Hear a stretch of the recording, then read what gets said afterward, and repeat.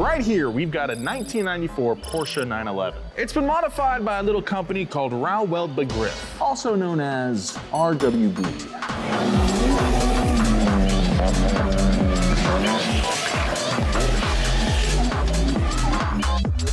Online people love to hate these cars. In all honesty, it's the biggest piece of dog. But unlike every other RWB you've seen on YouTube, this one was owned and daily driven by the man behind RWB himself. That's right, the chain-smoking, Mexican Coke drinking, armchair sitting Akira Nakai.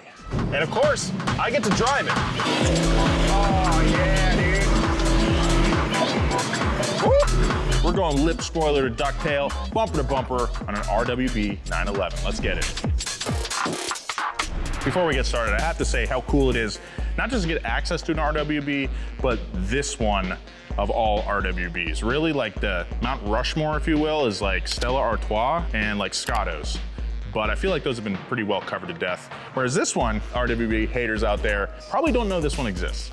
And the flip side of that is that there's not a lot of information out there about it. So we're gonna try to find out for ourselves. So for the third of you who aren't familiar with RWB, here's some context. Back in the day, this guy named Akira Nakai started a drift crew called Rough World.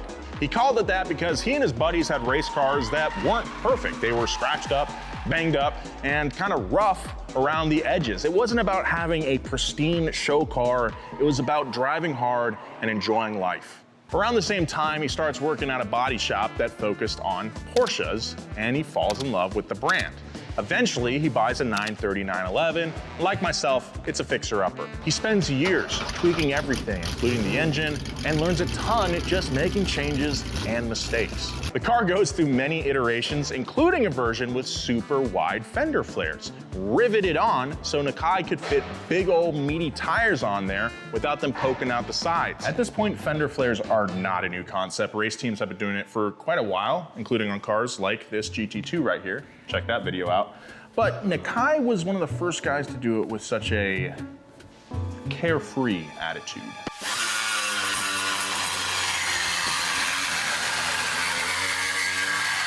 To other people, especially Porsche snobs, Nakai's methods looked insane, but the results spoke for themselves. His wide tires and souped-up motor made for a scary fast car at the track, and soon, other 930 owners were asking him if he could work on their cars. Somewhere along the way, Nakai changes the name from Rough World to RWB, or in German, Rough World Concept. Something I legitimately love about RWB is that nearly every car Nakai-san works on gets a name. That first 911 is now known as Stella Artois, named for his favorite beer. If you are somewhat aware of RWB, you probably knew that already, but you might not know this one's name. I'd like to introduce you to Desire. Oh, you're an RWB fan? How about you name 5 builds? Stella Artois, Hoonigan, Pandora 1, Desire. I'm a fake fan, I don't know. You know what's smart? Checking Allstate first for a quote that could save you hundreds on car insurance. You mind if I listen to some music? Yeah, go for it. You know what's not smart? Not checking your buddy's playlist before letting him control the music on your road trip. We're grooving to the beat. We're rocking to the beat. Oh, get your groove pants on. What is this? My Uncle Dino stuff. We're gonna be grooving all night. Make some seriously good stuff. I gotta turn this off. No, let it develop. Can't stop rocking. I won't stop even if the cops are gonna come knocking. Yeah, checking first is smart. I'm a groove criminal. So, check Allstate first for a quote that could save you hundreds. That was bad. You're in good hands with Allstate. Desire is a 1994 993 911. She's equipped with a 3.6-liter flat-six engine and an automatic transmission. I know, that might be surprising considering Nakai's extensive racing background. Wouldn't a guy like him prefer a manual? Dude, I thought he was a real driver, bro. I thought race car drivers only drove stick. But the explanation is actually pretty simple.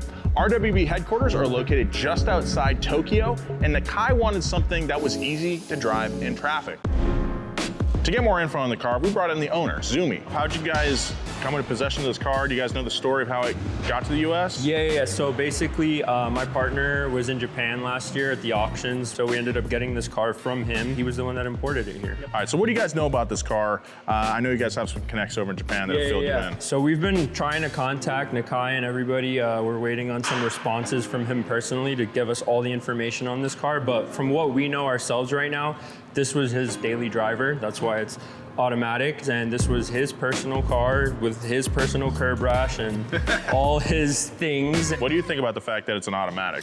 I mean, if you're gonna build a daily driver, you want it automatic, right? We do have plans of converting this into a 6-speed. Okay. So that is something that is on the table, because this car is god-awful slow. But the slower you go, the more looks it gets, so can't be mad at that. To achieve that signature RWB stance, this thing is slammed on coilovers, no airbags, this thing is static. I mean, there's barely enough space between the tire and the fender to fit your Geek Bar. It's also got Workmeister wheels. That's kind of like a signature RWB thing. And you can tell that this thing has been driven. These things are definitely chewed up. You can see some curb rash on the lip of the wheel here. The lug nuts are rusty. There's cracking in the paint on the wheels. Like, you can tell it's been used. Akira Nakai's whole philosophy is using your car, so it's cool to see that he abides by that as well. But let's get to the star of the show here. The mod that set Porsche forums ablaze in the 2010s, the feature that is the whole reason why we're here in the first place, the body kit. What sets this body kit apart from pretty much every other kit in the world is that you cannot buy it and install it yourself. If Tristan bought this for his Porsche, he wouldn't be able to make all those cool shorts that you should definitely be watching after this. Instead, Akira Nakai will come to your city and do the work himself, or at least all the fitting of the fenders and the bumpers. The decision to purchase this kit basically dictates your life for like months. Buy the kit, then you're on a wait list. Then, in the meantime, you're preparing your car for Fender Day. You're getting these painted, you're getting the suspension fitted, you're making sure you have the right wheels and the fitment's good. You're making arrangements with the videographer to document the whole day and paying them to edit the video so you can get that sweet clout on YouTube. You're making sure you've got Mexican Coke or a 24-pack of Stellas on hand. It's a lot. So the day finally comes. He gets a cutting. He's chopping your fenders. He's drilling the holes for these screws here. He's using hot glue for the wire mesh. He's wiping silicone down the seam. It's a messy process. And those with a weak tolerance for anything slightly outside the status quo might get squeamish at the thought of a German sports car, of which hundreds of thousands have been produced, by the way, get chopped up. Also, if you've seen a tow hook get put on with hot glue, the car's not done. He's just putting it there so you can get the pics. You still kind of have to finish the build, especially if you're building a track car. What are you doing? What, you're just gonna have the guy put the fenders on and then you're gonna hit the track? No, Nakai is not Mr. Beast. He's not gonna build a car in 48 hours. He's gonna put your fenders on and your bumpers on, but you gotta do some more work, buddy. All right, real quick, if we're doing a great job on this video, let us know. But more importantly, if you have a car with a great story, I wanna drive it. I wanna tell your story. Hit us up in the link right here down in the description. This is the address. Let us know. I don't care if it's $1 million car, I don't care if it's a $2 car. As long as it's got a great story, I wanna hear it. Let us know. All right, back to the video. Okay, so this is my first time actually getting super up close with an RWB, and I wanna see for myself, what is the condition of the work here? How's that silicone looking? You've probably seen the videos. Nakai, puts tape on the sides, gets the silicone down here in the seam, and it looks like it's held up quite well. Let's give a fender a little. Yeah, I mean, that's so solid. That's really solid, and you can see that these rods have been attached to the car to keep the fender from flopping around everywhere. Also, let's see here, a little arrow element. Feels very attached. It's been screwed in at the back here, and then silicone. I'm not gonna keep grabbing everything. I gotta calm down, I think. But that's a talking point you see online. That's something a lot of, we'll say RWB not fans, deride the brand for, is like, oh, the work looks rushed, and like, how long is that gonna last? This car was built almost 10 years ago, and it looks really good. Look, I mean, the lip spoiler, that's flopping around a little bit, but wouldn't you want maybe this to move a little bit, going over bumps and stuff like that? I would make that argument. If you guys like Nolan Cam, let me know down in the comments. Let's see here. Usually the RWB in the back on the duct spoiler is like a vinyl, which is also like a $1,500 option, by the way. But this is cut out and has that mesh that I mentioned. That's really cool. I like that touch, that's nice. I'll be honest, I think I was expecting a little bit more kind of like wear on the car. I don't know, some cracks here and there. But all there is like blemishes from using it, from driving the car, rather than what I would guess would be like build quality or whatever. It's held up very well. It's nice, it's a nice body kit. And it should be if you're gonna pay $40,000. All right, we know the exterior of this car is on point, and it should be. I mean, Nakai's built dozens of these cars. But what's the interior like? Is there gonna be cigarette burns everywhere? I'm half expecting to see an armchair in the driver's seat. Let's take a look. It's stock. Unfortunately, no armchair in here, but black ice, air freshener, road flare. Huh? Japanese characters on it, dude. This car was definitely from Japan. There is one aftermarket piece in here. There's the APR shift knob and shift boot in here. I don't think that's the same APR that makes all the wings and stuff like that. It might be a Japanese brand. I don't know. I'll look into that. Freeze frame, text. But you know, I think that speaks to the fact that this is a daily driver. With the windshield banner and the tinted windows, I feel very like focused just on what's in front of me. I don't care what's going on the side. Whoa, when you look in the rearview window, the fender takes up like half the mirror. And you can see the intake on the spoiler. That's sick. Oh my God. Does anyone have 45 grand they want to lend me? All right, enough talking. Let's go see what that commute was like for Nakai-san. All right, let's fire this thing up. Pablo, get in. Okay, first thoughts. This is my first time driving an air-cooled Porsche and my first time driving an RWB. Pretty cool. The front end, searching around a lot. I'm feeling everything in the road right now. There's a good amount of bumps there. But honestly, my Mustang was pretty low on some coilovers that were pretty blown out. This feels a lot better than that. So I could totally imagine driving this thing every day. So this car has the 4-speed Tiptronic transmission that was in Porsches before they got the PDK going. The PDK, of course, stands for a long-ass German word that directly translates to really fast and smooth shifting transmission. This, unfortunately, does not have that. It has the 4-speed Tiptronic transmission, which you can control manually, but I just noticed it shifted up before I really wanted it to, which is kind of annoying. I get it. You want something you can commute with, but it doesn't feel like the rowdy car that you're expecting when you see the spoiler and the wide wheels and the super slam suspension. You're expecting something with a bit more kind of like rowdy energy. See, it shifted for me. I don't really want that. I want to do the shifting, damn it.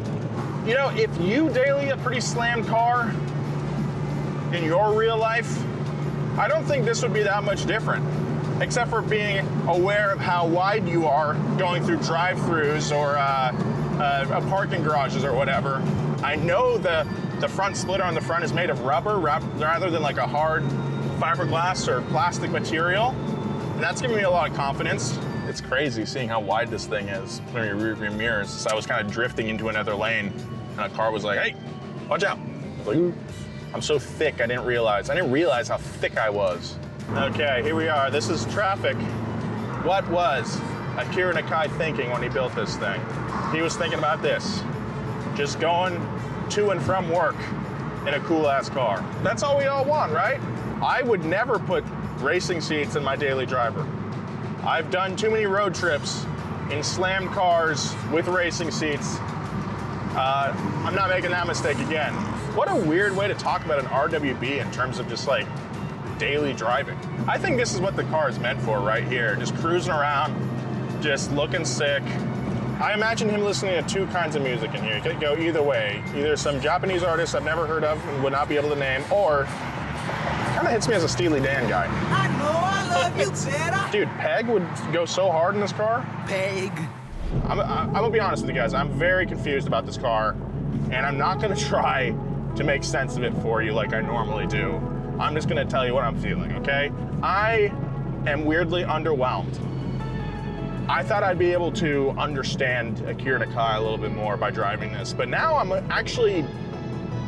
know less about the man. Yeah, the car has an automatic transmission, and yeah, that's better for driving around town, but like, I feel like we're missing so much character without a manual transmission, and I didn't think I'd be thinking that. I think this is a car that only he can understand. Only he knows why he built it this way. I've tried my best to decipher this car, but I can't.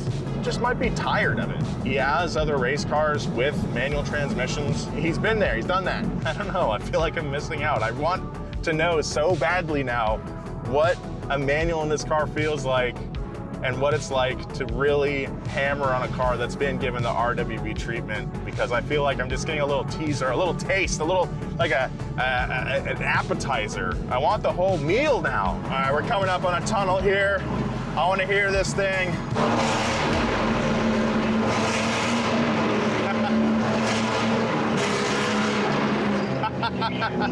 I think after that, I get it now. You get the convenience of a daily driver and the vibe of an RWB. You don't get the full race car package, but you get a bit of both worlds. What a cool car, what a cool day. Getting to know this car has me reflecting on my own relationship with RWB. Like most people, I've only ever really interacted with these cars through my computer screen, seeing videos or blog posts. I remember seeing RWB edits in the earlier days of YouTube. I remember when Brian Scotto built his 964, the Hoonigan. I remember seeing Nakai in Need for Speed. I also remember not really getting it. Look, I'm a recovering know-it-all. When I was 20, I thought because I read a bunch of car magazines and knew every Top Gear by heart, that I knew the car scene inside and out. There were definitely times when I thought chopping up a 911 was stupid because Stuttgart already created a masterpiece.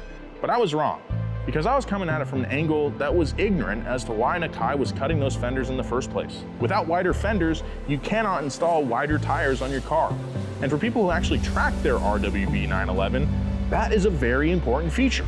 Back in Japan, RWB hosts events where their customers bring out their wide-body Porsches and absolutely thrash them. For those owners, this kit is not an aesthetic choice, but a practical one. We can't forget that, even though sometimes we'd prefer to. Do you feel rough on? Yeah. I'm feeling like it's a pretty rough world, you know? Big thank you to Zuumy for letting me check out the car, drive their car on the street. I do not take that lightly. Big thank you as well to 405 Motoring for letting us shoot here during a busy work day. If you have a badass car that needs to be detailed or modified or anything like that, check out 405 Motoring. If you guys bring your car to 405 Motoring and mention Donut Media, they'll give you 10% off their services, so that's really cool. Also, if you want to know more about RWB and Akira Nakai, check out Hunter Moon's video on the topic. He did a great job breaking down RWB history. It's a really well done video. Huge props to him. If you like today's video, you're gonna love last week's, where we checked out the iconic Ford GT built by Bowden. That thing was a handful. Check back for next week's Bumper to Bumper. You're not gonna wanna miss it.